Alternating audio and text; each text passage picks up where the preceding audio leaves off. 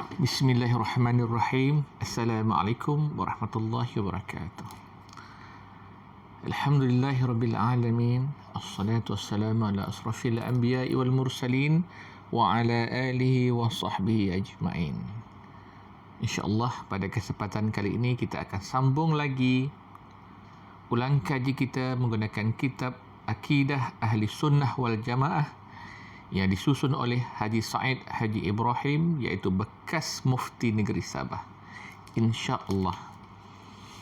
Pada kesempatan kali ini, kita akan teruskan ulang kaji kita di fasal yang ke-6, iaitu penjelasan mengenai uluhiyah. Pengertian uluhiyah iaitu hal-hal yang berkaitan dengan ketuhanan. Uluhiyah menurut pengertian ahli bahasa ialah ketuhanan. Dan menurut pengertian ulama tauhid ialah mengiktikadkan dengan iktikad yang jazam bahawa Allah Subhanahu wa taala adalah Tuhan yang berhak disembah. Tiada Tuhan yang lain selain daripadanya, iaitu Allah Taala. Firman-firman Allah Taala yang pertama ialah A'budullaha ma lakum min ilahin ghairuh. Sembahlah kamu akan Allah. Sebenarnya tidak ada Tuhan bagi kamu selain daripadanya. Surah Al-Mu'minun ayat 23. Yang kedua, Innani anallahu la ilaha illa ana fa'budni. Sesungguhnya akulah Allah, tiada Tuhan melainkan aku, oleh itu sembahlah akan aku. Surah Taha ayat 14. Yang ketiga, wa ma arsalna min qablika min rasulin illa nuhi ilaihi annahu la ilaha illa ana fa'budun. Surah Al-Anbiya ayat 25 yang bermaksud, dan kami tidak mengutus sebelummu wahai Muhammad seorang Rasul pun melainkan kami wahyukan kepadanya bahawa sesungguhnya tiada Tuhan yang berhak disembah melainkan aku. Oleh itu beribadatlah kamu kepadaku. Yang keempat, firman Allah Ta'ala, fa'lam annahu la ilaha illallah. Surah Muhammad ayat 19. Maka tetapkanlah pengetahuanmu dan keyakinanmu wahai Muhammad bahawa sesungguhnya tiada Tuhan yang berhak disembah melainkan Allah. Penyembahan dan ibadat seorang hamba kepada Allah Subhanahu wa taala adalah menjadi asas agama Islam, kerana Allah menjadikan manusia adalah untuk menyembah dan beribadat kepadanya. Firman Allah Subhanahu wa taala, wa ma khalaqtul jinna wal insa illa liya'budun. Dan ingatlah, aku tidak menjadikan jin dan manusia melainkan untuk mereka menyembah dan beribadat kepadaku. Surah Az-Zariyat ayat 56. Justru itu Allah Ta'ala mengutus Rasul-Rasulnya dan menurunkan kitab-kitabnya, menyuruh umat manusia menyembahnya dan melarang mereka menyembah selain daripadanya. Firman Allah Ta'ala, وَلَقَدْ بَعَثْنَا فِي كُلِّ أُمَّةٍ رَسُولًا أَنِ اعْبُدُوا اللَّهَ وَاجْتَنِبُوا الطَّاغُوتَ. Surah An-Nahl ayat 36 yang bermaksud, dan sesungguhnya kami, yakni Allah, telah mengutus dalam setiap kalangan umat seorang Rasul dengan memerintahkan dia menyeru mereka, hendaklah kamu menyembah Allah dan menjauhi taghut, iaitu syaitan berhala dan apa sahaja yang menyesatkan. Sehubungan dengan ini, ibadat kepada Allah ialah mentauhidkan Allah pada uluhiyahnya, ketuhanannya, iaitu seseorang yang beribadat tadi wajib pada semua ibadatnya ditujukan kepada Allah sahaja, tidak kepada lainnya. Oleh yang demikian, wajib bagi seseorang itu dalam semua ibadat mereka dilakukan dengan hati yang ikhlas. Termasuk beberapa perkara yang banyak di antaranya. Yang pertama, wajib ikhlas iaitu tulus hati dalam ibadat semata-mata kasih kepada Allah.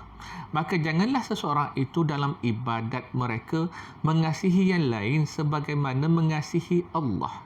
Dan jangan pula melebihkan kasih kepada yang lain daripada kasih kepada Allah. Sesiapa yang mengasihi selain daripada Allah sebagaimana mengasihi Allah atau melebihkan kasihnya kepada yang lain lebih daripada mengasihi Allah, maka mereka itu adalah termasuk dalam golongan orang-orang musyrikin, iaitu orang-orang yang menyekutukan Allah. Firman Allah Ta'ala, وَمِنَ النَّاسِ مَنْ يَتَّخِذُ مِنْ دُونِ اللَّهِ أَنْدَادًا يُحِبُّونَهُمْ كَحُبِّ اللَّهِ وَالَّذِينَ آمَنُوا أَشَدُّ حُبًّا لِلَّهِ. Ada di antara manusia yang mengambil selain dari Allah untuk menjadi sekutu-sekutu Allah. Mereka mengasihinya, memuja dan mentaatinya sebagaimana mereka mengasihi Allah. Sedang orang-orang yang beriman itu lebih kasih dan taat kepada Allah. Surah Al-Baqarah ayat 165.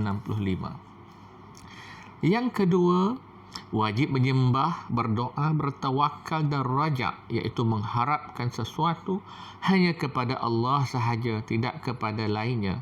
Firman-firman Allah Azza wa Jalla, وَلَا تَدْعُوا مِنْ دُونِ اللَّهِ مَا لَا يَنْفَعُكَ وَلَا يَضُرُّكَ فَإِنْ فَعَلْتَ فَإِنَّكَ إِذًا مِنَ الظَّالِمِينَ.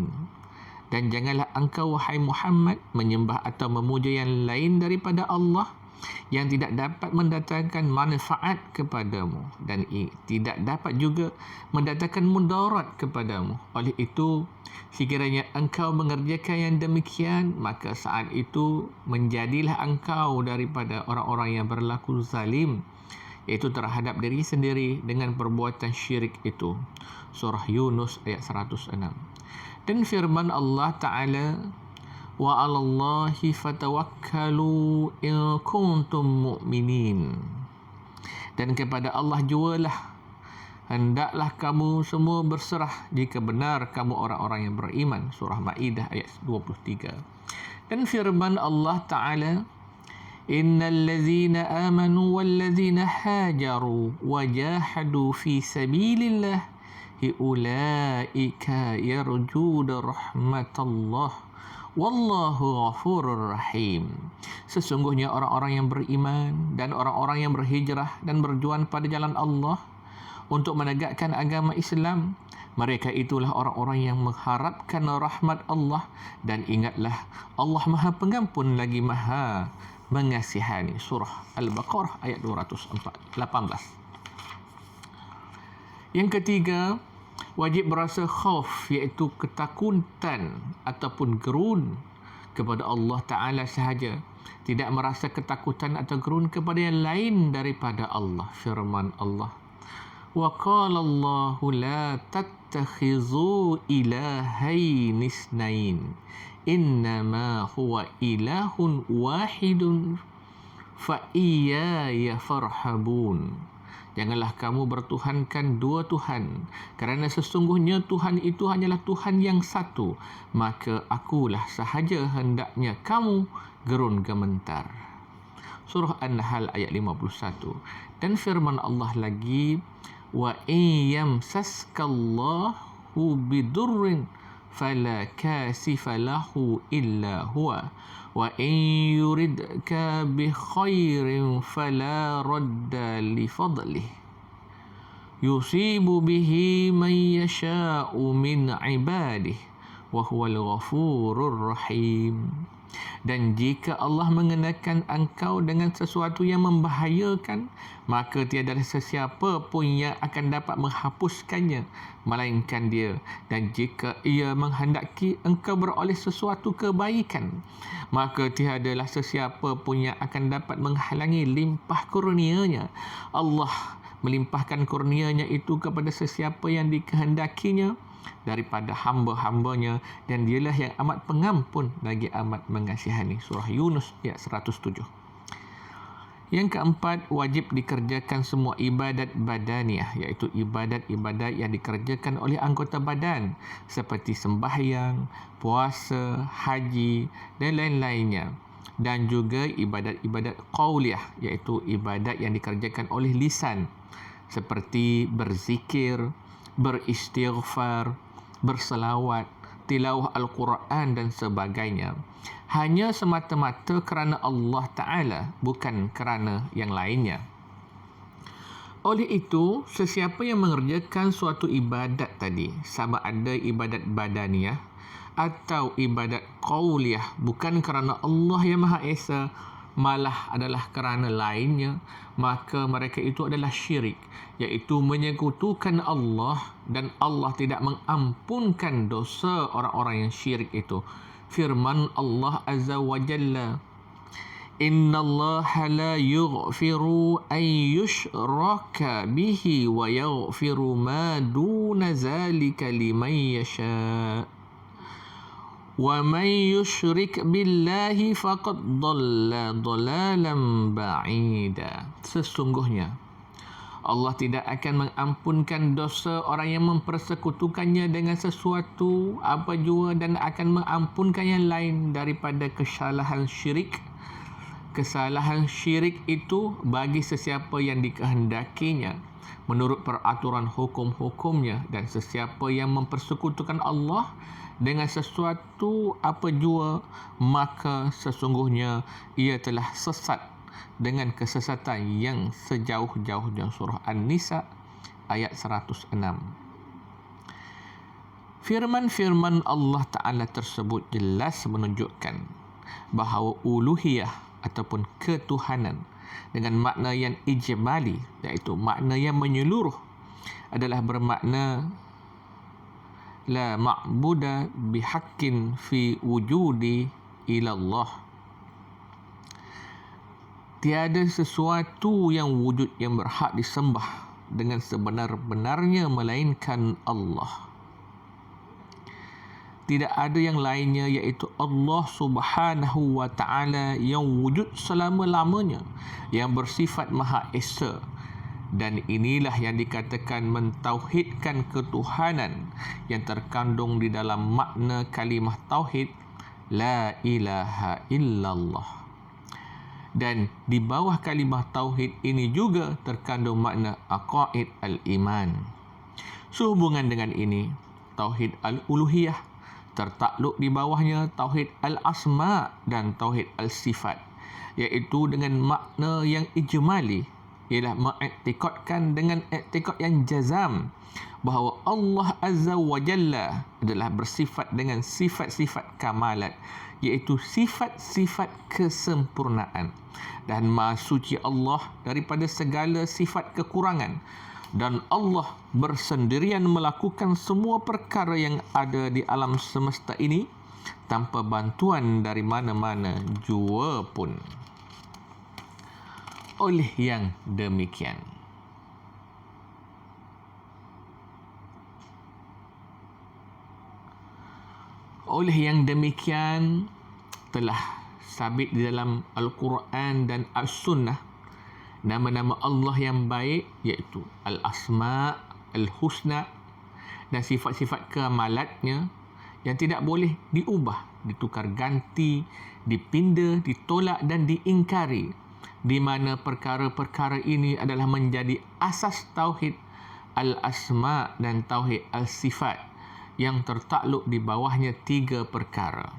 Yang pertama, membersihkan Allah Azza wa Jalla dari sifat-sifat yang menyerupai sifat-sifat makhluk, dari apa-apa jua sifat makhluk yang membawa kepada sifat kekurangan.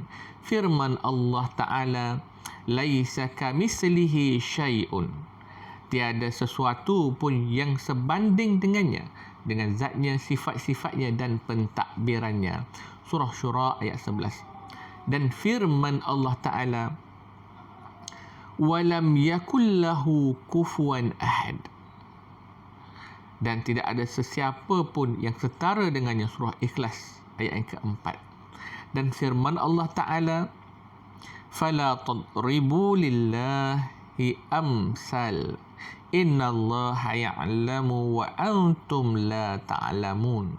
Surah Nahl ayat 74 yang bermaksud, maka janganlah kamu mengadakan sesuatu yang sebanding dengan Allah, kerana sesungguhnya Allah mengetahui setakat mana buruknya syirik kamu, sedang kamu tidak mengetahui. Yang kedua, mempercayai nama-nama Allah al-Asma al-Husna dan sifat-sifat Allah yang sabit di dalam Al-Quran dan As-Sunnah. Di dalam Al-Quran, lafaz Al-Asma Al-Husna itu didapati dalam 4 surah, iaitu dalam surah Al-A'raf ayat ke-18, surah Al-Isra ayat ke-110, surah Taha ayat 8 dan surah Al-Hajj ayat 24. Nama-nama Allah ini Imam Bukhari dan Muslim meriwayatkan hadis daripada Abu Hurairah bahawa Nabi SAW bersabda, Inna Allah tis'atan wa tis'ina isma man ahsaha dakhalal jannah. Sesungguhnya bagi Allah itu ada 99 nama. Sesiapa yang memerhati maknanya, sesiapa yang memerhatikan maknanya, iaitu memikirkan tujuan maknanya dan beramal dengannya, dengan tuntutan maknanya itu, maka mereka akan masuk syurga. Riwayat Bukhari dan Muslim. Dan pada satu riwayat yang lain, Nabi SAW bersabda, Inna lillahi wa tis'atan wa tis'ina isman ma'itan illa wahidan. Man ahsaha dakhala jannata innahu wa tuhibbuhu witra. Sesungguhnya bagi Allah itu ada 99 nama, 100 kecuali 1.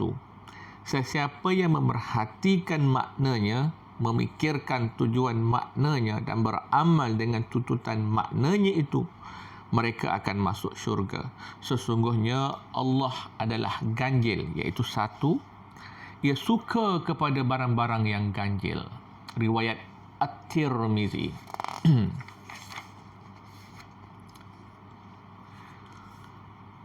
Mempercayai sifat-sifat Allah ini ialah mengiktikadkan bahawa Allah Ta'ala bersifat dengan sifat kamalat, iaitu sifat kesempurnaan, yang tidak mengetahui sifat-sifat tersebut melainkan Allah. Kerana Allah Azza wa Jalla sahaja yang lebih mengetahui dirinya dan sifat-sifatnya. Dan yang ketiga,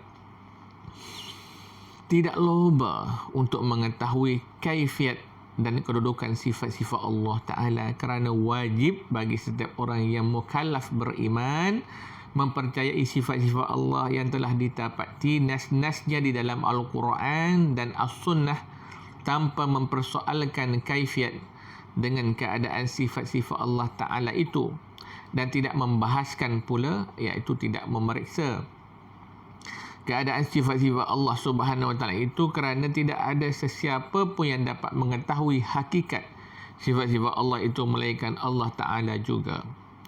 Oleh itu, tidak boleh menyerupakan sifat Khalik dengan makhluk, seperti orang-orang Nasara yang menyerupakan Al-Masih Ibnu Maryam dengan Allah Subhanahu Wa Taala, dan orang-orang Yahudi yang menyerupakan Uzair dengan Allah, dan orang-orang musyrikin yang menyerupakan berhala-berhala mereka dengan Allah, dan yang seumpama dengan yang demikian. Mengenal zat Allah dan sifat-sifatnya ialah suatu perkara yang wujud lagi qadim, yang tidak tersusun dari anasir-anasir, dan sifat-sifat Allah juga adalah qadim, yang terdiri di atas zat Allah yang qadim.